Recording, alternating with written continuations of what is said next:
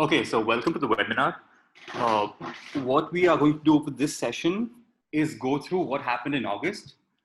We'll see what are the fundamental factors which moved the markets and why the markets reacted the way they did.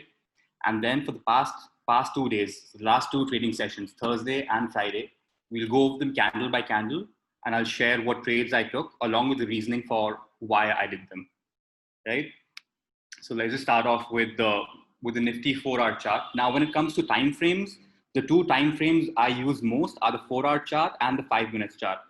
The 5 minutes chart is mainly used for intraday trading because they help me identify entries and exits, whereas the 4-hour chart is what I use for finding out what the trend is. The problem which happens in a 1-hour chart is a 1-hour chart can be really weird in the sense that the first 1 hour of any trading session will usually have more movements and will usually have higher volume as well. So it can get a bit weird. So 1 day or 4-hour chart seems fine. Now, so since the starting of August, we had been in a general downtrend, and as we know, Nifty has been extremely bullish, whereas Bank Nifty it has been struggling to break 23,000, right? So in August, it formed a bottom, and we saw the market slowly starting to rise up again, right?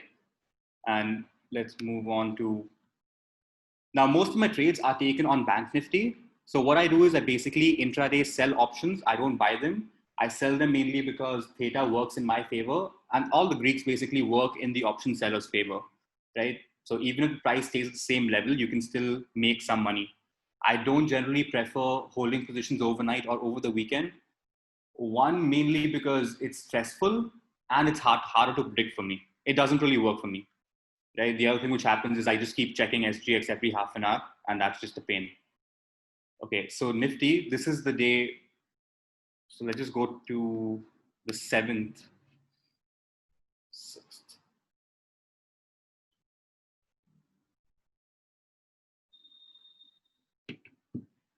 Yeah, so this is the 6th, right? This is Thursday. Thursdays are again very important for us as option sellers, especially because the weekly options expire on that particular day. They go all the way down to zero, right? So usually Thursdays are extremely important, but this day we already knew that at 12 o'clock, the RBI had a meeting and the RBI was about to make certain announcements.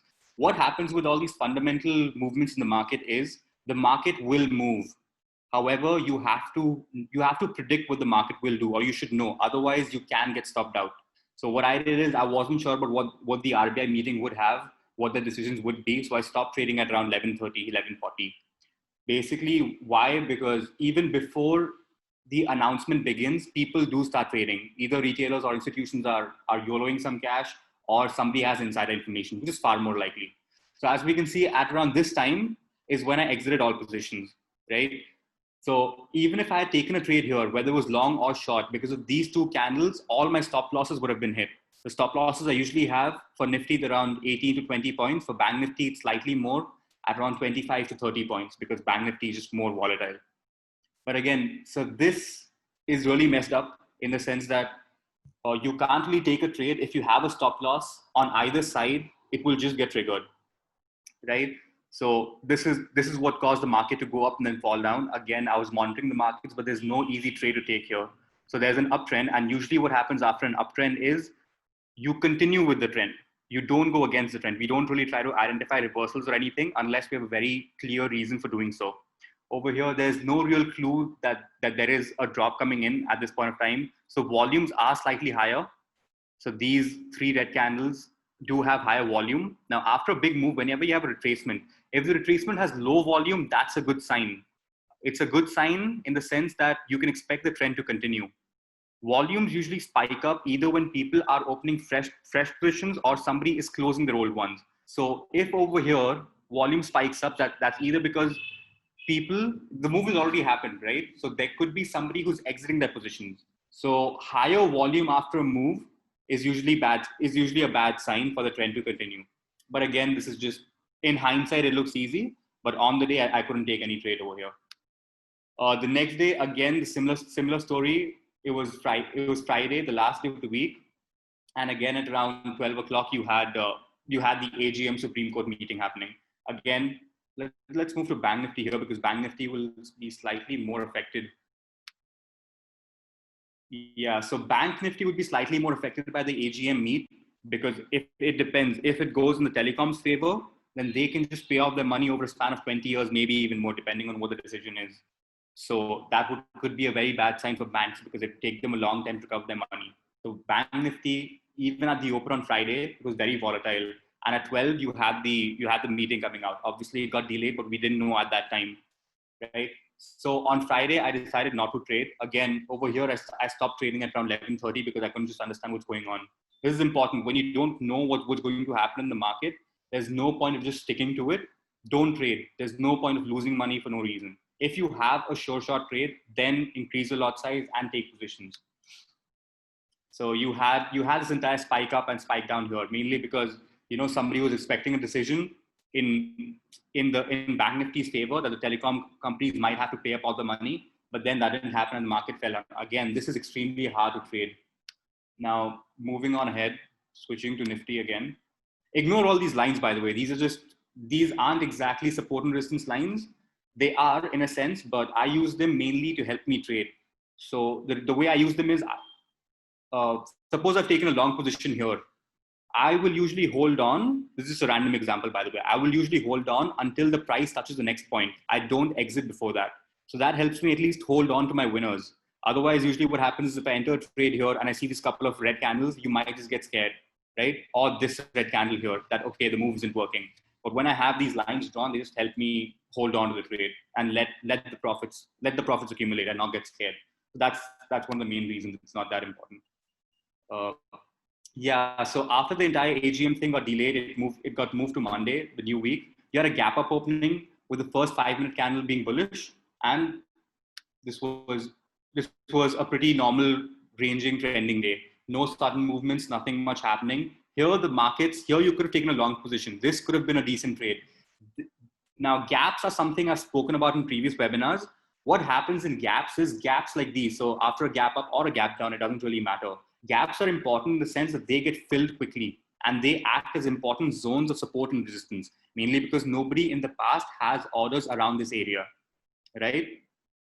So whenever I see any trend happening and it's trying to break through a gap, I usually try to take positions, right? Depending on, because if this breaks, it will go all the way down till here. So that could be a long trade for me. So a big trade is profitable. So even if my stop loss is small, so again, as I've mentioned, my stop loss for Nifty is around 18 to 20 points. Even if it's small, I have a good risk to reward ratio because if the gap gets filled, I can expect a 50, 60 point move, right? So even if I have 2 bad trades and 1 good trade, I will still be making money. So just even with a 33% hit rate on cases like this, where your reward is much larger than the risk, you still tend to make money.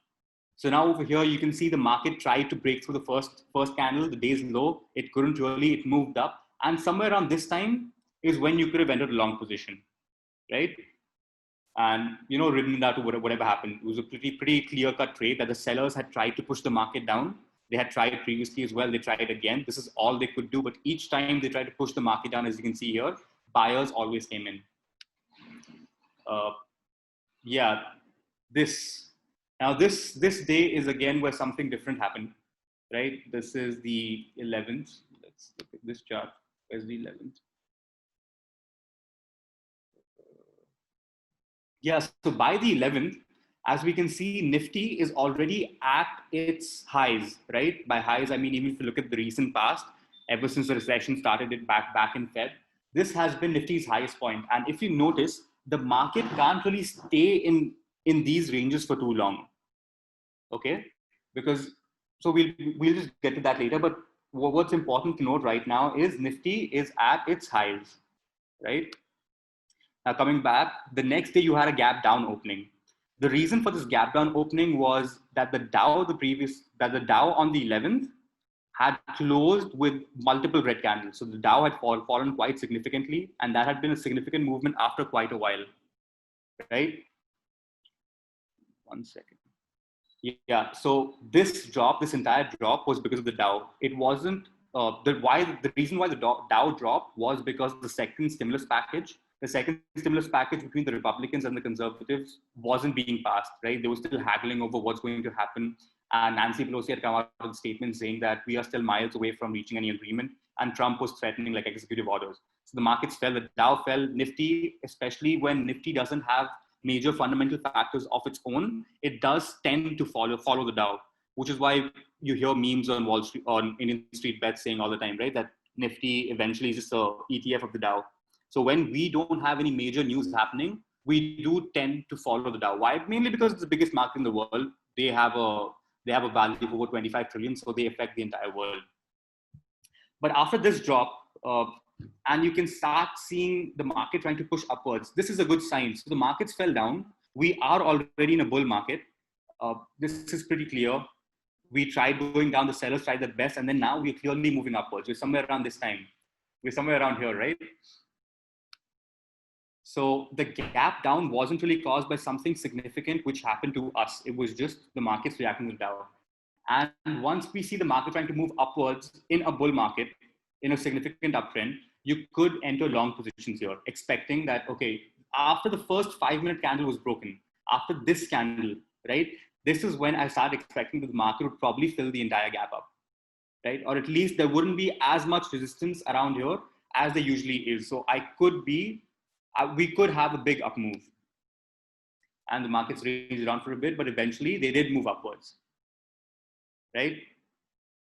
And by the next day, the entire move was complete. So we had basically covered this entire range up and reached back up to where we were the previous day. 1 second.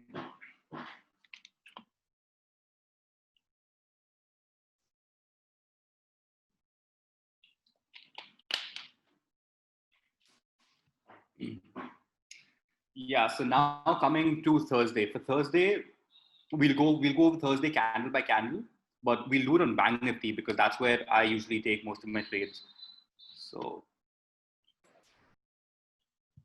13th.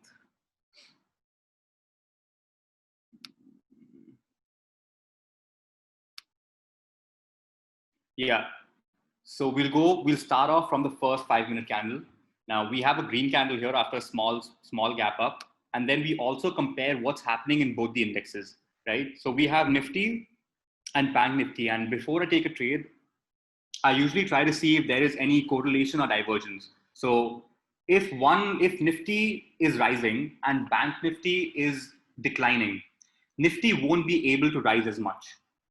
This is what we see time and time again. Both the indexes have to move together, or eventually after a while they do tend to move together because both of them are important parts, right? So with Nifty, what we can see is after the same gap up, after a small gap up, there was a big green candle here. Whereas for Bank Nifty,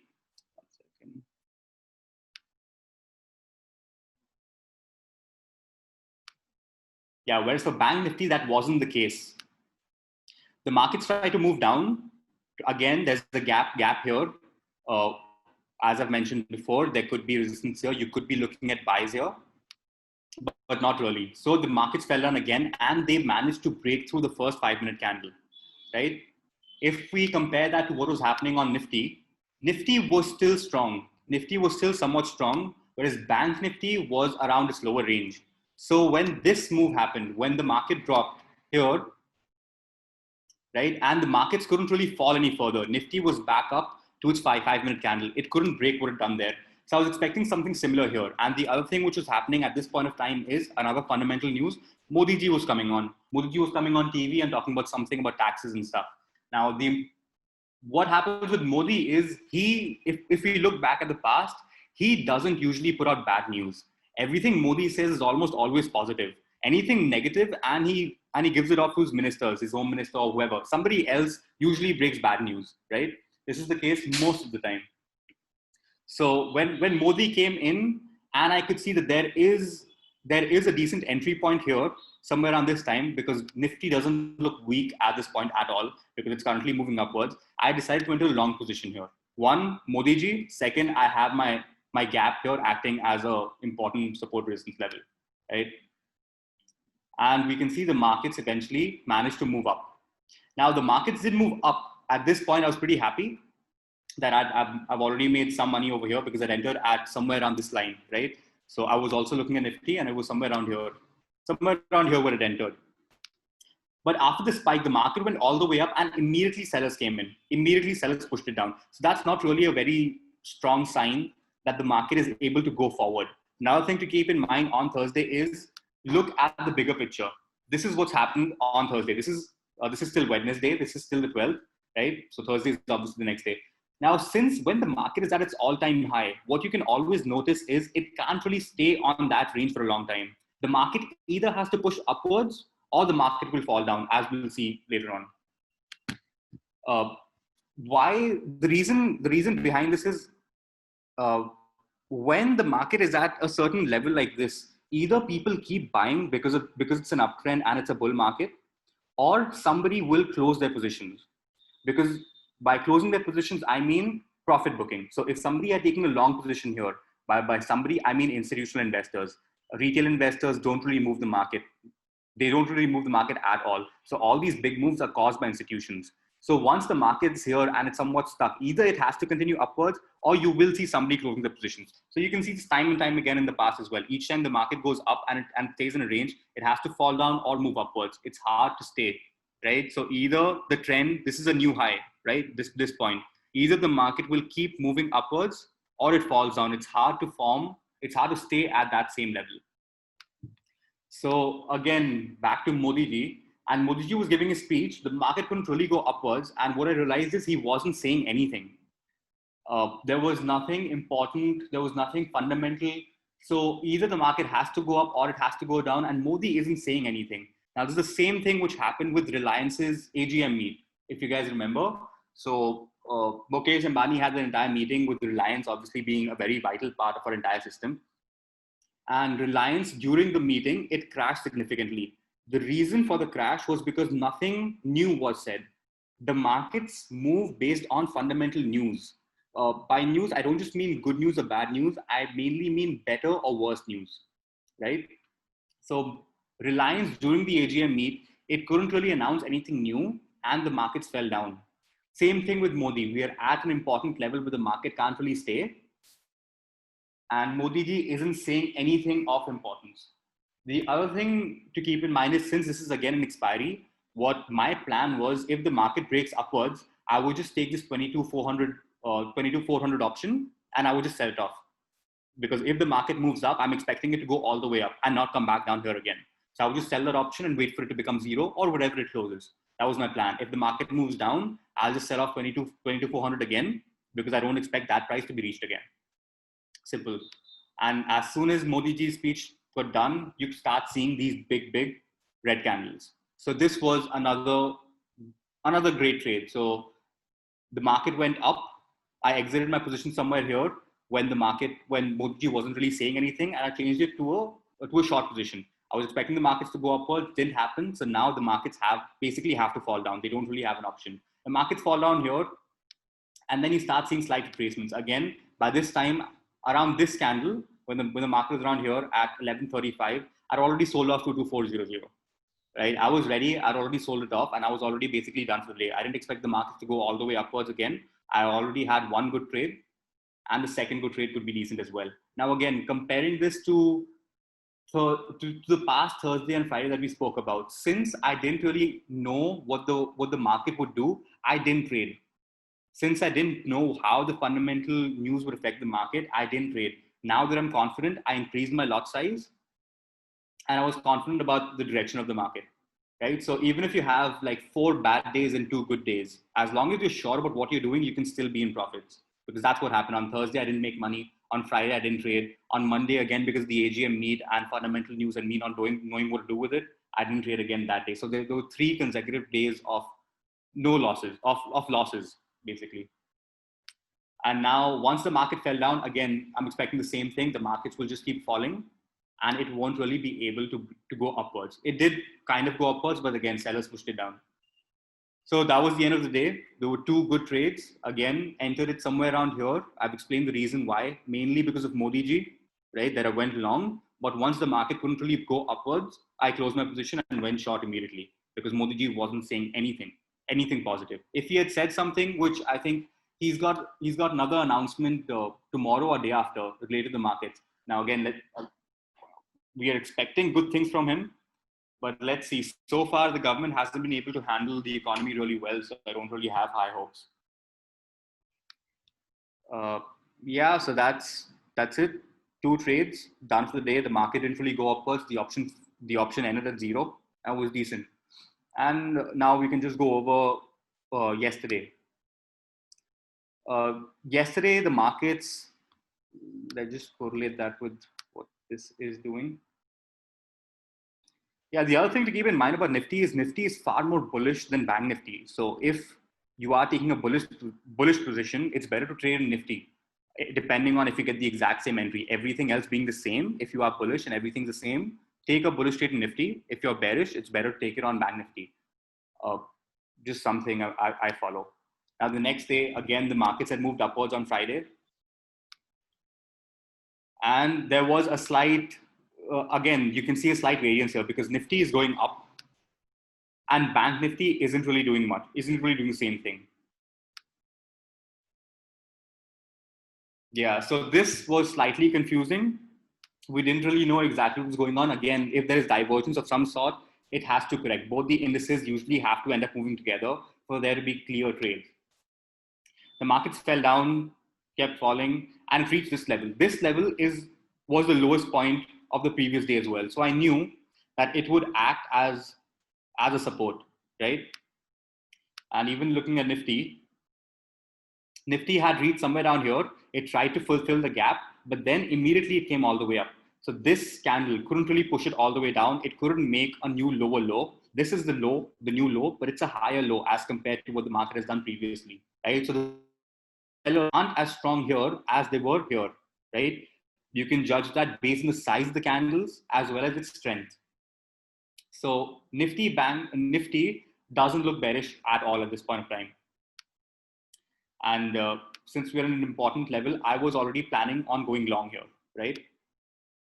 Again, exact same thinking, which I've mentioned 3 times already. I've taken 3 trades in this webinar based on the same notion that whenever I see a gap, it usually acts as support and resistance, and you do get decent entries and exits. So I wait for the move to get over. I wait for a couple of significant green candles. I wait for it to establish that, okay, fine, the market is not falling down any further.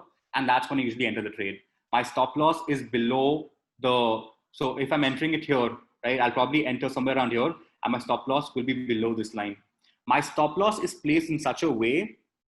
So coming to stop losses, the one mistake I see most people make, especially beginners make with the stop losses, is their stop loss is very arbitrary, in the sense that if they have a capital of say $20,000 and they can't afford to lose more than $1,000 on a trade, that's where the stop loss will be. That's the wrong mentality. That's the wrong way to place a stop loss. That's your stop loss is basically being placed at a point where you don't want to lose any more money, right? That doesn't make sense, because what happens in that case is, even if your stop loss gets hit, suppose you go long, you have a random stop loss. Suppose you go long and you have a random stop loss and your stop loss does get triggered. What will happen is, the next time the market moves again in that direction, you will probably take the same trade all over again. So you've just lost money, you've paid money for the brokerage firm, and you've paid money to the brokerage firm, and you're still in the exact same trade thinking about the exact same thing. So instead, your stop losses should be in such a way that if the stop loss is hit, that means you are wrong. If your stop loss is hit, that means you are wrong. And the trend has changed. So over here, random example, if you are taking a long position here, your stop loss should be somewhere at this level. Why here? Because if the market has fallen down, that means you are wrong. That means this wasn't an uptrend and you shouldn't have taken that trade. Instead of just setting a stop loss, like entering here, setting a stop loss here, and then it getting triggered. So that's pointless. Obviously, in volatile market, it's slightly different and harder to place it, but this is something which you can get better at over time, where to place a stop loss in such a way that you aren't losing too much money on a single trade. And secondly, that if your stop loss is being hit, that means you are wrong. So too many people, they'll take a trade, stop loss will get hit, they'll enter the trade again, stop loss will get hit, another trade, stop loss gets hit, and they're like, oh, you know what? I've lost too much money today. The market is in my favor, so I'm done. And that's the wrong mentality. You've taken 3 trades, but none of them have been useful, right? So at this position is, again, when I went long, same exact mentality. And by this point, now this is something new. This big spike which happened, this random green spike. Now, I was in a long position, but I wasn't really expecting this sudden spike. Nobody can as such, but luckily I was in a long position. And immediately, there was something weird about this candle. The weird thing about this candle was the option price. The option price was weird in the sense that I had this option 22100. So I had shorted that option and expected the market to go long, and I'd entered it when the option price was 270. Okay, when I entered at the bottom, the option price is 270, and by the time it was somewhere around here, the option price was around 245 or something, 245, 250. I think it was 240 over here. Maybe it touched 239. So I entered at 270. Option went to 230, 240, and over here it's again at 250. Right? This entire sudden big move happens, and the big move is happening with a lot of momentum and strength, right? But the option price didn't really move as expected. The option price went from 245, if I remember correctly, all the way up to 200, but it immediately started declining very quickly, right? And that was weird. So there was a divergence in the way the market was behaving and the way my option price was behaving. Now, as I've mentioned before, once you see a big move like this, I usually will keep going with that trend, because a big move like this is caused by an institution. It's caused by a big guy, either a mutual fund or a central bank or something. Somebody has put in big money. So I usually trade with the trend, with the big boy, whoever the institution is, I follow along. But here in this case, one, there was something wrong. One, because the option price didn't move as expected. And secondly, the next 2-3 candles really pushed the market all the way down, right? And they were really quick. So eventually, I think I exited my position at somewhere around this level, and I'd entered at 270, exit at 220. So I couldn't really exit at the top or anything, because these moves were so sudden. However, usually I wouldn't even exit at this position. If the option price hadn't been weird, even if the market falls down, I still maintain my long. This is usually what I do. We have a DD up on the Reddit as well. So on the wiki, you can see a study. I think it's by Knight Rider Dad, about what happens once you have a big move. So after a big move, it's best to stick with the trend. So if there's a big move, you usually stick with it. Now, the other thing which is happening at this particular point was, once the market started falling, they were really strong. So compare this drop to this drop. Now, this is the same thing again, right? So the markets are at a support level. There is a gap below, and I took a long position here. However, I did not take a long position here. The reason is, one, these sellers look strong. They look powerful as compared to these guys. So this is some form of price action where I'm judging the strength of the buyers and the sellers. Here, the sellers did not look as strong because buyers did keep coming in, right? Over here, if I look, the sellers are clearly much stronger. And the other thing I had in mind was, I was planning on taking, so again, I don't really take overnight options. I don't really take overnight positions. But this weekend, I was planning on taking one, especially because the Dow for the past 3 days. So by 3 days, I mean Wednesday, Thursday, and Friday. If you check what the Dow had been doing, the Dow had been struggling to break its all-time highs. Okay. Now, this is the exact same reasoning for what I gave on Thursday with the Modi ji example. So the market was already, especially Nifty, was at an high. And from there, it usually goes upwards or goes downwards, right? Again, we did the same thing as well. When we have a position and the market has moved by, let's say, 50 points in our direction, and the market is now staying there for the next half an hour. So if, as an intraday trader, we usually exit our positions because the market isn't really doing anything. It's the same thing for institutional investors as well, right? So Dow had been struggling to make all-time highs. Each time it went up there, somebody pushed it all the way down. Somebody pushed it down. So I was expecting a decent sell-off. By sell-off, I don't really mean by people entering short position. I expected some of the institutional investors to close their positions, and that would cause a drop in the market. Right. So that was my thinking. And over the weekend, I was planning on taking shorts, especially because I was pretty sure that there would be a drop. So, okay, so hopefully I've explained that as well as this, why I didn't go long here, but I did go long here, right? And this big move happens. Now, again, bad timing. I should have taken, in hindsight, it's very easy to say that I should have taken a short position here and expected the fall right now. But in reality, that's really hard to do. You can't really take trades based on what you feel. Plus, I'd had a good couple of days, right? So I had a good trade over here, and I had a good Thursday as well. So I'd already in some money. On Friday, I don't really want to lose any money, because then when the next week starts, I have that mentality of recovering whatever money I'd lost. So I always want to end the week on a positive note, mainly on 3-4 good trades. That's nice. And on Monday, usually what I try to do is, even if my first position, whatever my first trade is of the week, I try to close it off, even if it's quick, even if it's like a small 20-30 point move. As long as it's green, it helps me psychologically. Because if my first trade of the week is red, it sometimes does mess with my mind that, I get into that entire revenge trading mentality. And to get rid of it, either I should control my emotions more, or as I do, I just ensure that my first trade is always green. Now over here, the markets kept falling. And once the markets fall like this, you can't really enter a trade. The only way you can enter a trade is at a retracement, especially if you're selling options. Because the point is, even if, suppose I enter the trade somewhere on this candle, the market has clearly moved down. However, if the momentum slowed down, my option would have started, could have been a problem. So if the momentum slows down, your option can start losing money as well. So once a move happens, it's really hard to enter. But once I saw these candles, a couple of these green candles, right? A small retracement, the market slightly slowing down. That's when I decided to go short again, right? Because again, I was expecting a big move, a significant move downwards. And the markets fell down. There was one last small move left in there. I think I exited somewhere around here. So I made some money. It wasn't great. I think it was around 40 points or something. And the day ended. So that was basically the webinar. I'll probably take a small 5-minute break here, drink some water, and then I'll clear your doubts.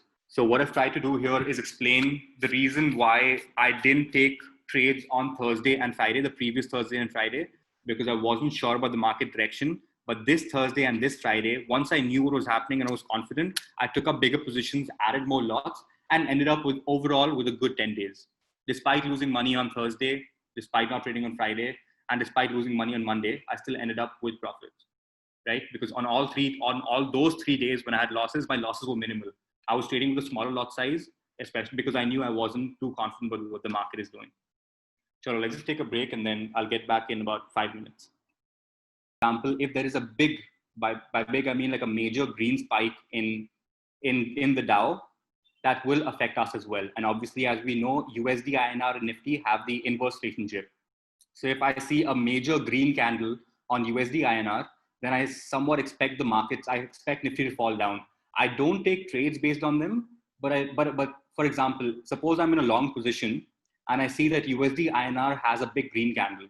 So what I'll do is I'll start thinking about exiting my position because the market isn't in my favor. So the relation between Dow and Nifty Bank is this. So whenever there's a major move, that's usually reflected intraday. Otherwise, when there are no fundamental factors behind the Dow, behind Nifty moving, that's when you can expect Nifty to follow the Dow. Yeah. Okay, thank you. How to add volume profile to chart? First of all, volume profile isn't really that important. I don't use it that much. I just have it for some reason. Oh, it's in studies. It's in studies, just search for volume profile and then it'll just come on your chart. Blog URL, there's no blog. We just have YouTube for now.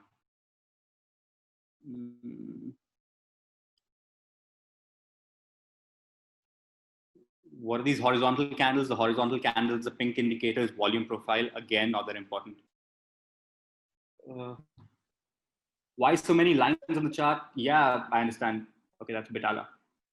The lines aren't really supporting resistance. It just helps me hold on. Otherwise, what happens is I fall into this mentality of when my trade is in, if I've made like 30 bucks on an option and I see a couple of red candles, I get scared and might just exit my position. So with the lines, it just helps me build some confidence basically. But I don't take trades based on them. So candles are also getting smaller when the price was reaching all-time high. Yeah, the candles are getting smaller, but then you can't really predict what the market will do. You can't really predict that the market will now fall because the candles are small, right? There could have been an institutional buyer who bought in if Modi ji had said something nice, maybe a big tax break, maybe attracting FIs or something, then the market could have shot upwards as well.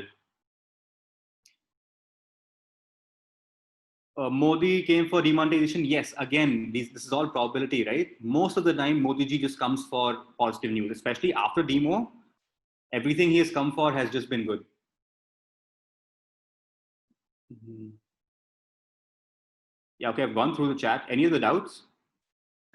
Scroll down the chat, there's more questions. Scroll down. Okay, 1 second. What is the range I should be looking at when I'm looking for a higher high or lower low? There is no particular range. Anything is a higher high, anything is a higher low. So all you should look for is, so for example, this chart, whatever, let's go to a random place. Yeah, zoom out karun.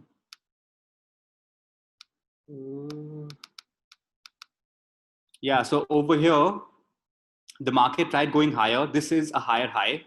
You can only know that it's a higher high in hindsight once the retracement is started to come in. So this is a low. The next low is a higher low. This is higher. This is higher, right? So it's very easy to identify what is a higher low or lower low. Again, it's the same thing with support and resistance lines as well. So don't look at what the lines I've drawn. Your support and resistance lines should be drawn in such a way that they're very obvious. So anytime you can spot something very easily, that is an important support and resistance line.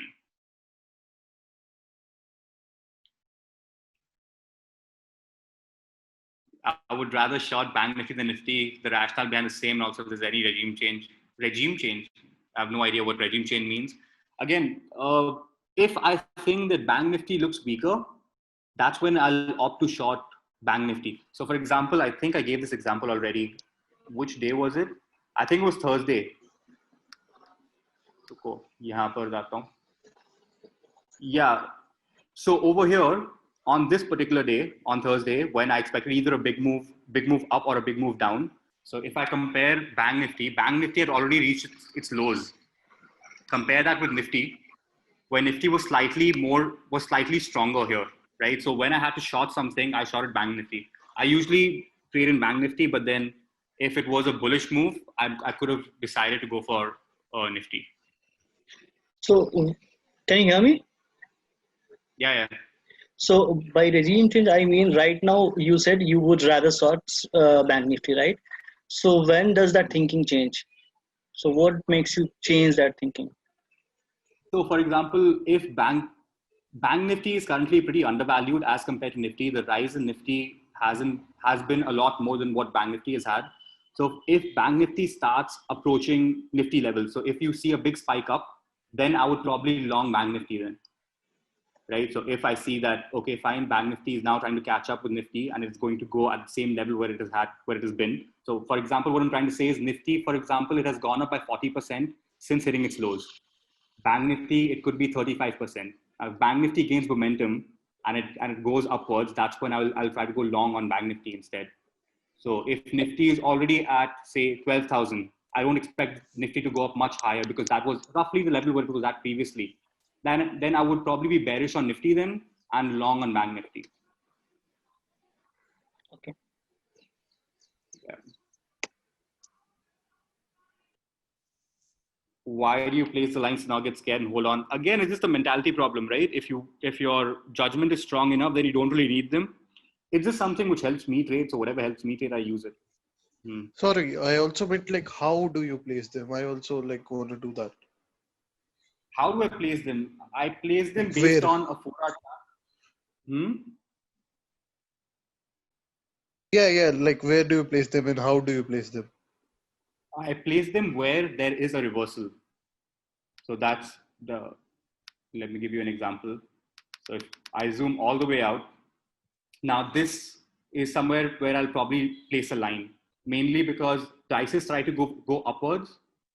And then from this point onwards, sellers came in and they pushed the market all the way down. So there must be something about this level which caused an institution to short the market. So whatever their level is, I will try to remember it. However, my lines aren't drawn exactly where every single point is. I will look at historical data, look at how many candles it has touched. So the more candles a line touches, the more important it is, mainly because that means that there were more buy or sell orders at that region. Again, my support and resistance lines aren't lines at all. These are all zones. Okay, so this is a 20 to 25 point zone, mainly because even if there is especially if there's an uptrend and somebody wants to exit a position, institutional buyers might not buy anymore, but retailers always follow the trend. They don't start any trend since we don't have the capacity to do so. So what these guys can do, suppose an institution longed the market at 10,000, Nifty is now at 11,000, random example. So at 11,000, there could still be retailers who still enter the position. So those guys can push the market up by 20, 25 points. So all the lines that I use, they are zones. They aren't lines at all. What are the green worms at the bottom? Yeah, somebody messing around. Somebody probably has control. I don't know how to handle all this. So I think that's it. Any other doubts?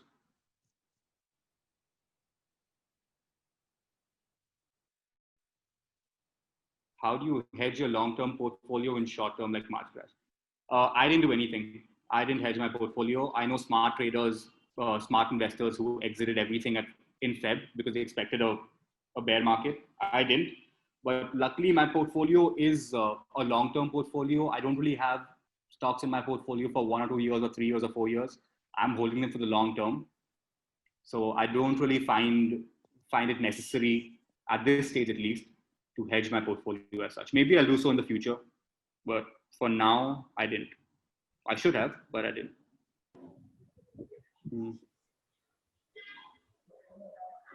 Any thoughts on the AGR outcome? With AGR, I think the banks won't win. Again, this is just a guess, right? So my guess is as good as yours. I think the government will probably allow the telecom companies to go and repay the debt over the next 20 years, mainly because nobody wants a monopoly. Nobody wants a geo monopoly or any one company controlling all of it, right? And there was also some slight news about one of the lawyers or judges, maybe in the Supreme Court, I'm not sure who the source is, but somebody said that maybe even Jio should pay more money. Yeah. So I'm expecting the banks, I don't expect the Supreme Court to tell the telecom companies to pay everything off, mainly because they won't be able to. They don't have the cash. They're all under crazy amounts of debt. And Airtel and other companies have already announced that, they won't be doing anything. Even if there is a 5G spectrum, they don't have the money to apply for it. Right. So they are clearly cash strapped. If the government goes against them, they'll just close. They'll go bankrupt. Okay. Idea bandwagon, nope. ISB ने लिया ना, पता नहीं 1 lakh shares थे सबके पास. Yeah, Ambani does want a monopoly. He's been doing really well.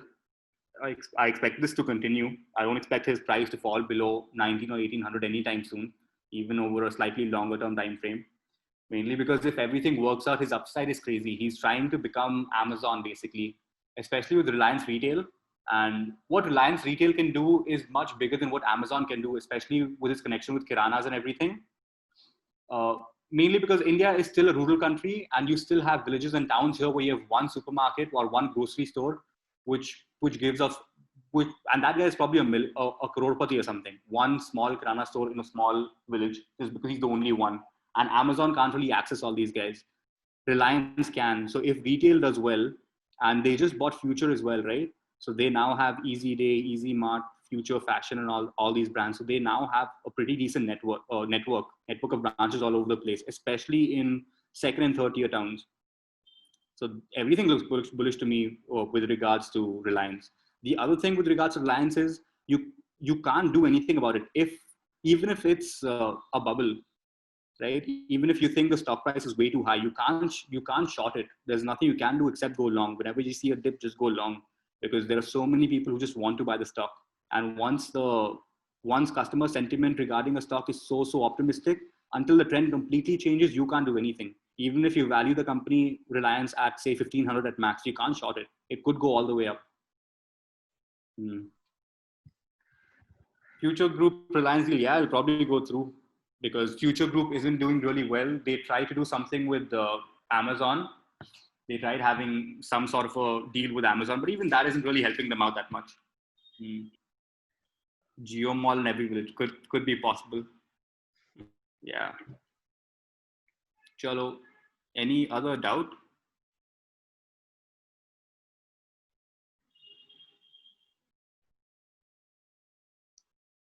Okay. So, what books do you recommend for price action? Use our wiki, man. Our wiki has everything. Our wiki also has it has categories as well, right? So we definitely will have books on price action. Just search for it in the wiki on the Google Drive list, on the Google Drive links, and you'll find it all, man. We have enough books there, like enough books that nobody can read them all, basically. Ruchi soya YOLO nahi karna bhai. चलो I think melody इतना चॉकलेटी हाँ चलो ठीक है thank you for the webinar अभी मैं बंद कर रहा है चलो बाय